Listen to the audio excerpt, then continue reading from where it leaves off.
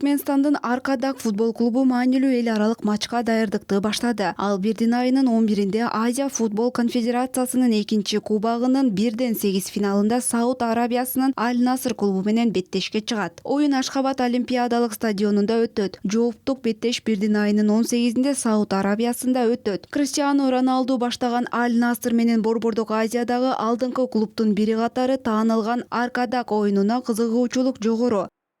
Даярдык кызуу жүрүп жатат. Команда оюнду пландоо, ылдамдык жана оюн талаасындагы өз ара иш-кыймылды уюштурууда. Биз каршылаштын деңгээлин жакшы түшүнөбүз жана бирдин айынын 11-inde өтүүчү маанилүү оюнга даярдык менен барабыз. Ал жерибизде ойноо биз үчүн чоң артыкчылык.